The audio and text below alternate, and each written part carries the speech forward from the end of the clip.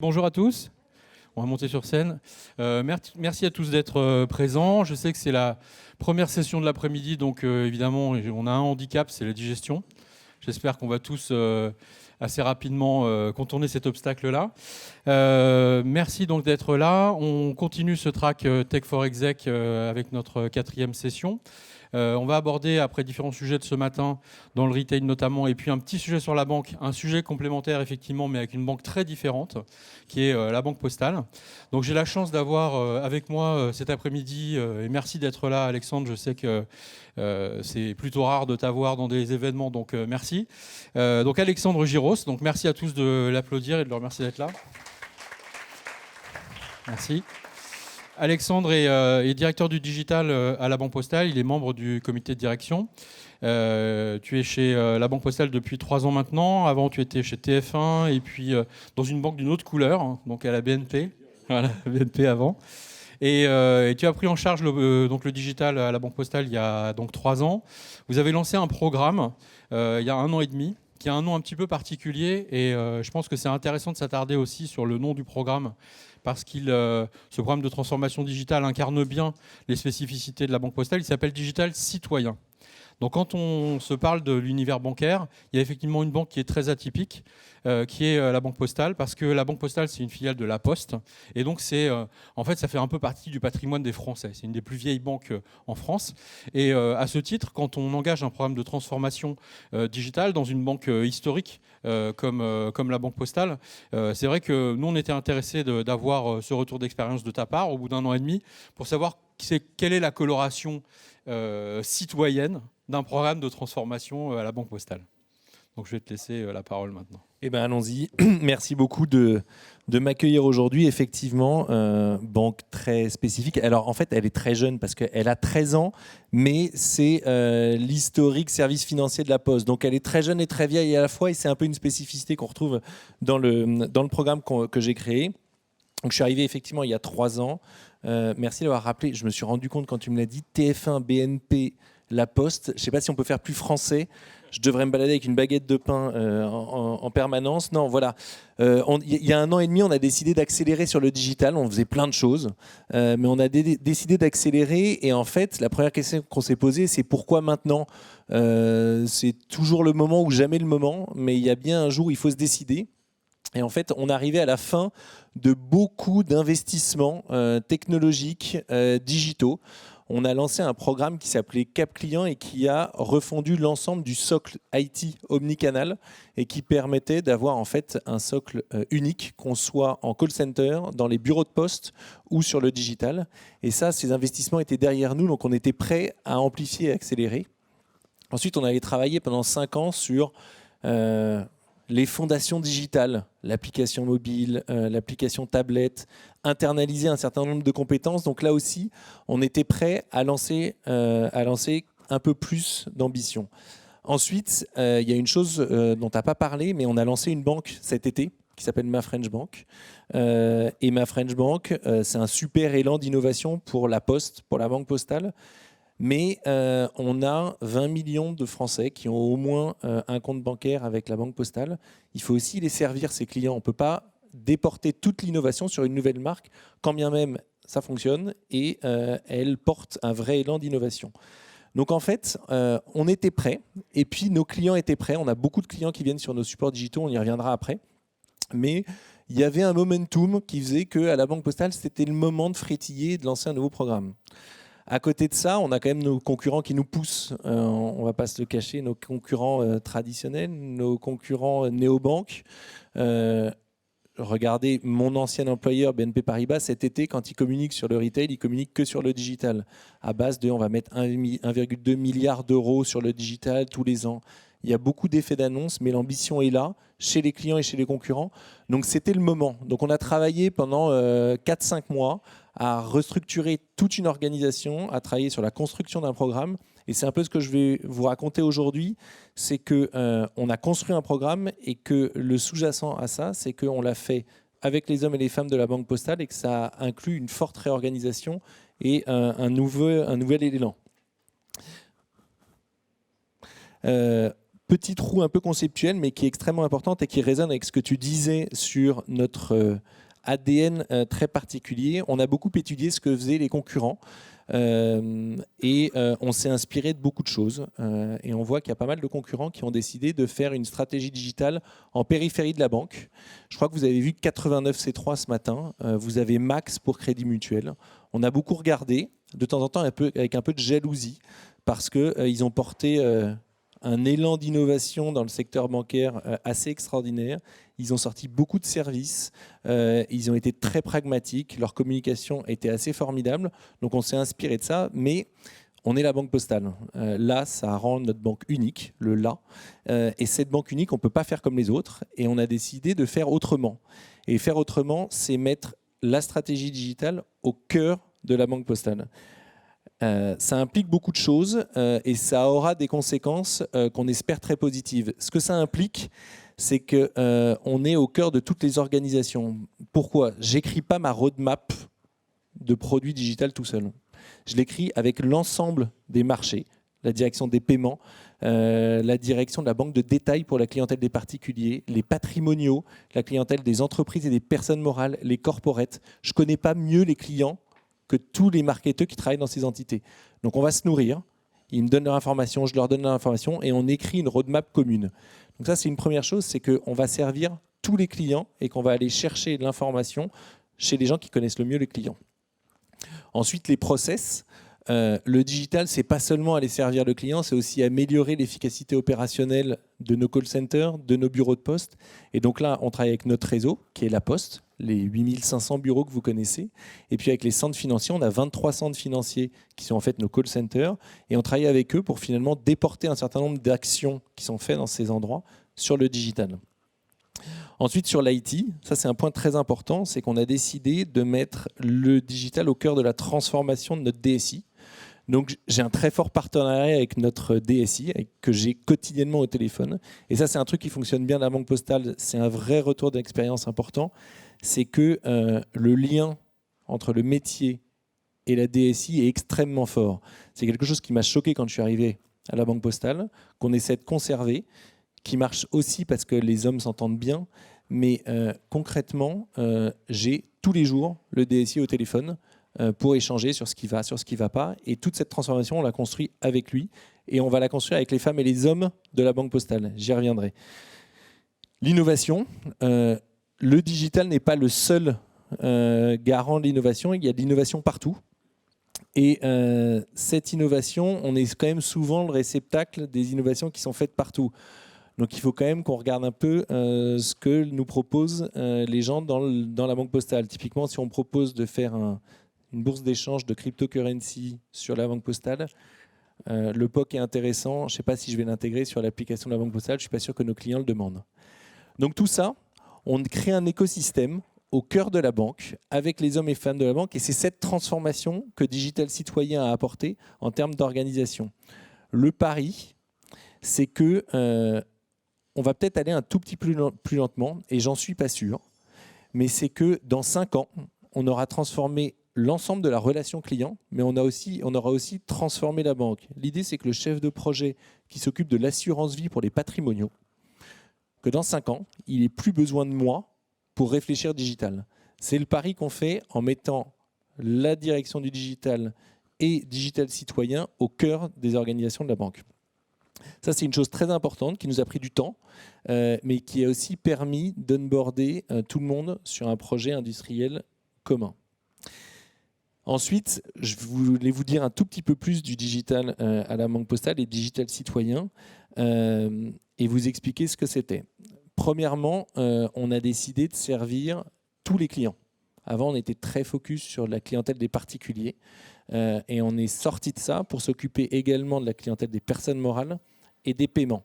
Ça implique quelque chose qui a une forte conséquence managériale, c'est le rattachement du digital au directoire de la Banque Postale, au niveau transverse, ce qui permet, d'avoir le digital au bon niveau. Deuxièmement, et ce partenariat avec la DSI est hyper important, et le rattachement au directoire au même niveau que la DSI prouve bien qu'on est vraiment un couple qui fonctionne bien. Deuxièmement, on sert toutes les cibles de marché et on va faire servir toutes les typologies de produits. Ensuite, quand je suis arrivé, un truc qui m'a un peu choqué, c'est qu'il y avait du digital partout et tout était digital. Une anecdote véridique, on m'a appelé il y a 2 ans en me disant que le comédien qui faisait la voix off du call center de la Banque Postale partait en retraite. Comme ce n'était pas du physique, il fallait que je m'occupe du casting. Donc, on a essayé de circonscrire à quelque chose de compréhensible. Et le digital à la Banque Postale, c'est très simple. C'est tellement simple qu'il y a une erreur sur le slide. C'est qu'on est responsable du self-care client. C'est ce que voit et ce que fait le client sur tous les canaux digitaux. Donc, c'est très simple, mais ça permet que l'ensemble des collaborateurs soient capables, en 30 secondes, de décrire ce que c'est que la direction digitale, quel est notre rôle, quelle est notre ambition. Et ça, on a beaucoup travaillé et ça a permis aussi de légitimer une direction du digital dans un grand groupe comme la Banque Postale. Ensuite, on a essayé de travailler sur notre performance. C'est très facile de dire que tout va bien sur le digital. On est porté par une croissance des usages. En revanche, concrètement, est-ce que ce qu'on fait le lundi permet à la banque d'être plus performante le vendredi? Et donc là, on s'est fixé 5 grands objectifs sur lesquels, pardon, je fais bouger l'écran, ça doit vous donner le mal de mer après le déjeuner, c'est pas terrible. Et donc l'idée, c'est de se fixer 5 grands objectifs. Et sur ces 7 grands objectifs, on s'est fixé des objectifs chiffrés. Premièrement, c'est le PNB, donc c'est le chiffre d'affaires de la banque. On doit générer beaucoup plus de chiffre d'affaires via les canaux digitaux. C'est tout ce qu'on va faire sur la souscription, les parcours clients, les customer journeys. Ça, c'est le premier axe. Le deuxième axe, c'est le cost to serve. Ça coûte beaucoup moins cher à une banque quand le client fait son opération tout seul sur son application. Je vous donne un exemple. On a sorti un service qui s'appelle PersoCart qui permet de gérer ses cartes directement sur son application. C'est plusieurs millions d'appels par an en moins. Plusieurs millions d'appels par an, c'est libérer du temps à forte valeur ajoutée à nos conseillers bancaires pour qu'ils servent mieux les clients. Le troisième axe, c'est la satisfaction client. Vous savez tous ce que c'est que le NPS. Le NPS des banques digitales de mémoire doit être autour de 30. Des banques traditionnelles de mémoire doit être négatif. En gros, c'est le digital qui va tirer la satisfaction des banques, même traditionnelles. Et on a des chiffres qu'on va communiquer peut-être en début d'année prochaine sur la satisfaction. Clairement, la satisfaction du digital augmente. Et donc, la satisfaction des clients sur la banque augmente. Ça, c'est un axe réellement clé. L'intensité relationnelle. L'année dernière, de très loin, le digital est le premier canal d'interaction avec ses clients. On parle de plus d'1,2 milliard d'interactions en 2018. Et on va dépasser, je pense, le 1,3 milliard cette année. Sarenza, le vendeur de chaussures, quand il vous vend ses chaussures, il vous a retargeté à peu près 30 fois. Alors, on ne vend pas des chaussures, on a des produits financiers un peu plus impliquants. Néanmoins, ce 1,2 milliard d'interactions qu'on a avec le client, petit à petit, on va l'éduquer, on va lui apprendre qu'on fait du crédit conso, qu'on fait du crédit immobilier, qu'on a toute la gamme de produits, qu'on peut servir ses enfants, qu'on peut servir sa succession, que tous les moments de vie, on va pouvoir les accompagner. Et le jour où il va être chez son concessionnaire automobile et qu'on va lui proposer un prêt conso pour acheter sa voiture, il va interroger sa banque sur son mobile et il va se rendre compte que c'est plus avantageux et qu'en plus, il a une relation pérenne avec sa banque. C'est cette interaction qu'on va essayer de développer via Digital Citoyen. Sécurité réglementaire, j'y reviens même pas. C'est évidemment clé dans la banque. Vous n'êtes pas tous banquiers, mais ça nous drive au quotidien, malheureusement. Mais néanmoins, c'est quand même un axe très important, c'est que le digital doit être au moins aussi sécurisé que le réseau physique. Et donc, on met en place pas mal de choses là-dessus. Et puis, il y a 2 choses à droite, c'est l'omnicanalité. Ma French Bank, c'est une banque digitale. La banque postale, on doit avoir le même niveau de service, que ce soit en call center, dans les bureaux ou sur les canaux digitaux. Et là, tout ce que je vous ai raconté sur notre socle omnicanal nous sauve. Ça veut dire que le service A que je fais sur mon application mobile, quand je développe sur mon application mobile, il se retrouve sur le poste de travail du conseiller en bureau. Et ça, c'est un vrai effort IT qu'on a fait les 5 dernières années et qui porte ses fruits aujourd'hui. On ne développe pas monocanal et on va vraiment développer multicanal, multimarché, multiproduit. Voilà ce que c'est que Digital Citoyen. Il y a plusieurs éléments qui sont au-delà des objectifs et de l'organisation qui sont extrêmement importantes. C'est l'ADN qu'on a essayé de donner à ce programme. Et il y a un ADN extrêmement humain. Et le non digital citoyen, tu le disais, est assez clé. On n'a pas des moyens démesurés. Et donc, il faut qu'on soit malin. On a une attitude assez frugale sur ce sujet. Et pour se singulariser, on est allé chercher ce qui correspond le mieux à la Banque Postale. C'est la Banque Postale, elle est banque et citoyenne. On a une mission de service public. On est la banque de la Poste. On accepte tout le monde. Il n'y a pas de conditions de revenus et on accepte vraiment tout le monde. Par exemple, les gens qui n'ont pas de compte bancaire peuvent se servir de leur livret A comme un compte bancaire à la Banque Postale pour les aider à accéder à une forme de bancarisation. Donc cette humanité, elle se ressent en permanence. Je vous donne 2 exemples. Le premier, c'est qu'il y a une personne à temps plein dans l'équipe qui s'occupe de l'accessibilité pour rendre l'application et la banque en ligne accessibles aux non-voyants. Ça va devenir une obligation réglementaire à la fin de l'année 2020. Nous, on le fait depuis 5 ans. Donc, et ça, on en est très fiers. On le fait pour les 3 à 10 000 clients qui sont en déficience visuelle, mais on le fait aussi pour les 20 millions de clients qui sont fiers d'appartenir à cette banque un peu spécifique. Humanité, parce qu'on le fait avec les hommes et les femmes de la banque. On est une petite équipe, on a recruté les 18 derniers mois, mais on s'est engagé à recruter à la Poste et à la Banque Postale au moins 50% des gens. On est plutôt à 70% des nouveaux arrivants qui viennent de la Poste et de la Banque Postale. Le reste, c'est des compétences très spécifiques de web analyse, d'UX, qu'on est allé chercher à l'extérieur.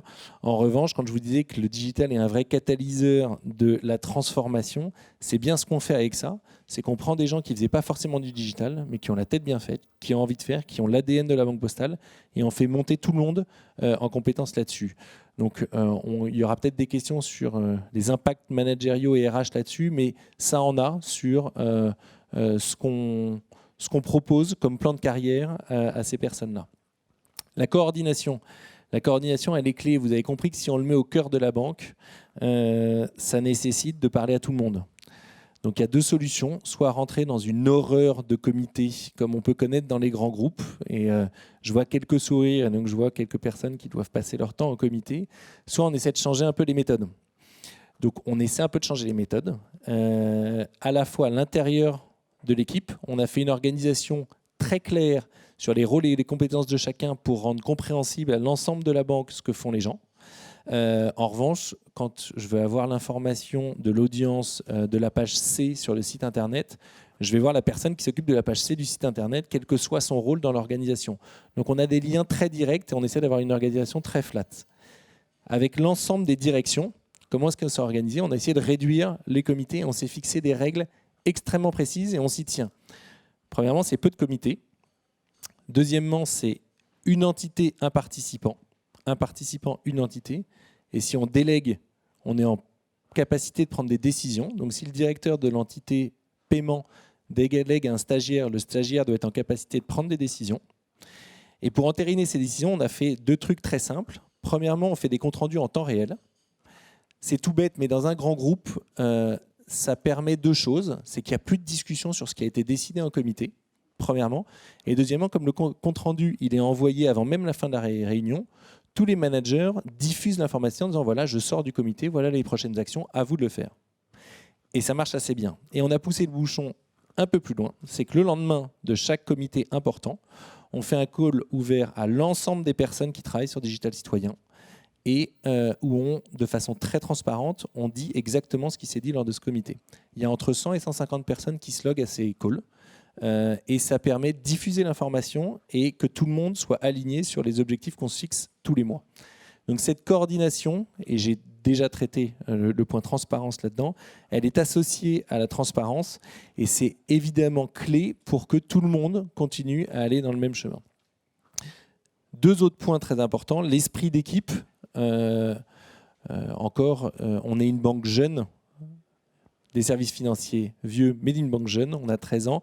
On s'est toujours développé dans un mode un peu moderne où les gens sont très proches. Et donc, on a aussi une équipe extrêmement resserrée. autour de personnes qui portent le digital à la banque et on personnifie la banque. On représente vraiment la banque et ça c'est extrêmement important. Et les méthodes, j'en ai déjà parlé, mais ça passe aussi par des outils qu'on est en train de développer pour des outils collaboratifs qui nous permettent aussi de gérer le à distance puisque notre IT est à Toulouse, à Nantes et à Bordeaux. Quelques chiffres. En 18 mois, on a 3 grandes satisfactions. Il y en a 2 sur le slide et un qui n'était pas encore là quand j'ai fait le slide. Le premier, c'est le delivery. On s'est focus sur le fait de délivrer des choses. Donc on a 6 releases majeures par an sur l'application, entre 10 et 12 sur la banque en ligne, et on a fait des choses dans le respect des budgets, dans le respect des timings, et on a amélioré le cost to serve. Et ça, c'est extrêmement important. Et puis on l'a fait pour toutes les typologies de clientèle, puisqu'on l'a fait aussi pour les personnes morales. Donc le respect des deliveries, c'est quand même l'essence même de notre job. C'est qu'on a des roadmaps, il faut délivrer, il faut respecter les budgets, et ça, on en est hyper fiers. On n'a jamais autant délivré que ces 18 derniers mois. Deuxièmement, en termes d'audience, on a 6,8 millions de clients de la Banque Postale qui viennent tous les mois sur l'application de la banque en ligne. Ça, c'est une première fierté, c'est qu'on a beaucoup de clients qui viennent. La deuxième fierté, c'est qu'ils viennent très souvent. Un client qui vient sur la banque en ligne, il vient 7-8 fois par mois. Un client qui vient sur l'app, il vient 21 fois par mois. On a créé ce réflexe d'usage et on continue à le développer et on est toujours en croissance sur ces chiffres-là. Et donc ça, c'est le deuxième axe sur lequel on est très fier, c'est l'usage. Le troisième axe sur lequel on est très fier, et je m'arrêterai là, je ne vous donnerai pas les chiffres, mais on commence à avoir des grandes tendances de satisfaction client. On le voit sur les notes des stores, mais on a aussi des analyses qu'on fait en interne, sur des NPS internes, et on voit très bien que tout ce qu'on développe permet aux clients d'être plus heureux à la Banque Postale, et on le fait aussi en interne, et permet également aux collaborateurs d'être plus heureux à la Banque Postale. Voilà ce que je voulais vous dire sur Digital Citoyen, et je crois qu'on a 10 minutes pour vos questions-réponses si vous en avez. Ouais, merci. On a quelques minutes pour des questions. Moi, je vais peut-être commencer parce que j'en ai une qui m'est venue pendant que tu parlais. Tu as évoqué l'importance de la régulation dans votre secteur d'activité. Frédéric Burtz de BPCE en a parlé aussi ce matin et je pense que c'était bien, un pain point pour lui aussi. Moi, je me dis, pour une anecdote, j'ai été là quand la Banque Postale s'est lancée en 2006 et je me rappelle qu'à l'époque, il fallait faire valider le texte des boutons par la conformité. Ça a changé, ça ? Les boutons d'action. Alors non, ça a changé. La question, c'est comment vous résolvez la nécessité d'avoir des cycles de production rapides, une vélocité, parce que vous êtes en agile aussi, avec le fait qu'il y a des process, qu'on est dans une grosse structure et qu'à un moment donné, il y a des gateways de validation. Alors on le gère, il y a 2 axes. Il y en a un sur lequel on est bon et un sur lequel on doit travailler. On va commencer sur lequel on est bon, c'est que dans l'équipe, j'ai intégré 2 risk managers qui sont directement dans l'open space avec les équipes. Et la règle qu'on a fixée à tous les chefs de projet, c'est dès que vous avez un projet, vous offrez un café à l'un des 2 risk managers, vous leur expliquez votre projet et en 10 minutes, vous aurez 80% du champ de complications que vous allez aborder. Et après, le fait qu'il soit dans l'open space, ça facilite beaucoup. Donc ça, c'est derrière nous, ça fonctionne, on a intégré tout ça et ça permet à tout le monde de monter en expertise. Là où on travaille, on est encore sur de l'artisanat, c'est que quand on est en méthode agile ou sur des cycles très courts, il faut intégrer ces fonctions support, risque, juridique, conformité, qui sont dans des méthodos un peu différentes. Et donc ce qu'on fait, c'est qu'on les pousse un peu, on les bouscule, on leur propose de temps en temps de s'enfermer 4 heures. Et on leur dit, vous avez 4 heures pour poser toutes vos questions, mais c'est 4 mois avant le comité de validation, comme ça on a le temps de réagir.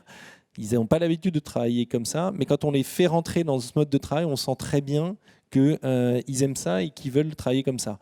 Donc pourquoi est-ce que je dis que ce n'est pas fini ? C'est que l'artisanat fonctionne bien, mais que c'est le fait de le mettre en mode industriel qui va nous prendre encore un peu de temps, mais on est dessus. Voilà. Ok, c'est très clair. Deuxième question, et puis après on passe dans la salle. Tu l'as évoqué, mais sans rentrer trop dans le détail, le sujet lié à la stratégie des data, parce que quand on est une banque, on a énormément de données sur des clients.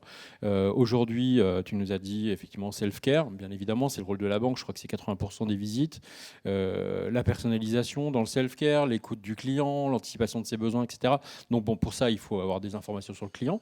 Et puis à côté, il y a un peu la tentation, c'est de se dire, on a aussi plein de données liées à ce que fait le client dans sa consommation. Donc c'est quoi la stratégie d'une banque comme la Banque Postale, compte tenu de son statut, de son éthique, par rapport aux data clients en général?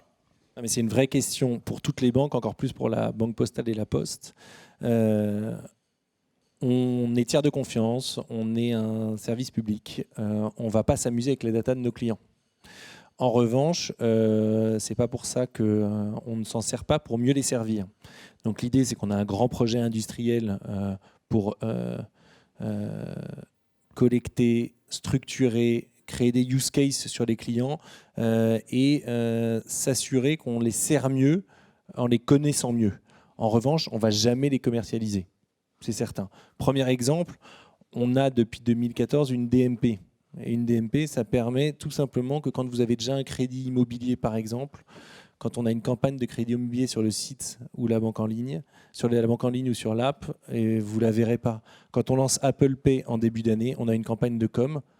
Elle n'est visible que par les clients qui ont téléchargé l'app et qui ont un iOS. Donc on se sert des data clients pour mieux les servir, pour mieux vendre les produits dont ils ont besoin. En revanche, on ne les commercialisera jamais. C'est dans notre charte data du groupe La Poste. Ok, très clair. Est-ce qu'il y a des questions dans la salle? Bonjour, merci pour la présentation très claire et très inspirante. Vous avez beaucoup parlé de votre organisation digitale. Quel a été l'impact sur la DSI, qui est une organisation tierce, multisite, un peu décentralisée? Comment vous travaillez avec eux et est-ce qu'eux, ils ont changé leur organisation pour mieux vous adresser? C'est une bonne question. Comme je disais, on est vraiment très proche d'eux dans l'ADN. Ils ont une approche très métier du DSI. Et ce qu'on a fait, c'est que pour que cette organisation fonctionne, on a fait la même organisation en miroir à la DSI. Concrètement, l'ensemble des collaborateurs de la direction digitale est capable d'inviter à déjeuner son pendant à Bordeaux. Il le connaît, il l'a toutes les semaines au téléphone et on a créé des ponts là-dessus. Donc l'organisation miroir, elle existe même avec les autres métiers.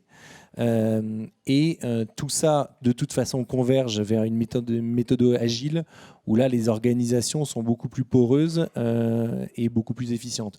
Mais dans le court terme de la réorganisation, c'est comme ça qu'on l'a géré, avec une réorganisation aussi côté DSI. Bonjour. Alors tout ce que vous avez dit, c'est extrêmement inspirant parce qu'on n'a pas l'impression que ça se passe beaucoup comme ça sur le milieu, surtout dans un milieu bancaire. Vous avez cité tout à l'heure que n'importe qui chez vous peut, même le stagiaire, vous lui donnez les moyens de prendre des décisions. Donc il y a une décentralisation de la décision. Et aussi par les calls que vous faites suite au comité, vous les ouvrez à tout le monde. Est-ce que justement cette ouverture à tout le monde et cette over-transparency n'est pas un peu too much? Et est-ce que ça dérive des fois ou non, vous arrivez toujours à la contenir et que ça se passe toujours dans de bonnes conditions et en bonne intelligence? Alors, je vous avoue que je ne me suis jamais posé la question. Votre question m'étonne un peu, mais il y a deux questions dans la vôtre. Il y en a une première, c'est que en fait, on a remis à sa juste valeur la notion de chef de projet ou de product owner, peu importe la méthodo. Ça a eu des impacts RH importants. On a refait le contrat de tous les collaborateurs pour leur dire, voilà, maintenant, vous allez monter d'un cran et vous allez être en capacité de prendre des décisions. Je vous donne une anecdote. Un jour, un chef de projet, il y a 2 ans, est arrivé en me disant, on a perdu une semaine sur ce projet parce que j'étais en vacances. Ils disent que c'est de ma faute parce que j'étais en vacances et qu'on n'a pas pu prendre de décision. Et je lui dis que c'était la meilleure nouvelle de l'année parce qu'il considérait qu'elle était responsable de tout. En revanche, ça lui donne le droit de déléguer. Donc ça, c'est sur cette partie RH, on a remis à sa juste valeur le chef de projet. Sur la partie transparence, on est quand même une banque. Donc cette transparence, elle est totale. C'est-à-dire que le call, il dure une demi-heure. Il n'y a pas non plus 50 000 questions et de remise en cause. C'est une transparence. Et le simple fait de rendre les décisions transparentes, de donner du rationnel, ça enlève toute frustration et on dit. Et on se déplace aussi beaucoup pour aller voir les équipes de la direction de la production à Toulouse ou à Nantes et Bordeaux. Et donc cette transparence, en fait, elle enlève vraiment cette frustration qu'avaient les équipes avant. Et donc, il n'y a pas forcément de remise en cause. Et tout le travail que je vous raconte aujourd'hui, on l'a beaucoup fait. Donc, l'onboarding, il est constant. Et donc, voilà, tout le monde, il y a une vraiment parole libre et on a une ligne directrice assez fixe. Merci à tous. J'ai vu qu'il y avait d'autres questions au fond. Donc, ce que je vous propose, c'est que le timing au Xebicon est assez strict. C'est qu'on va s'arrêter là. On va remercier Alexandre. Merci à vous. Et pour ceux qui ont des questions, on peut se voir juste derrière.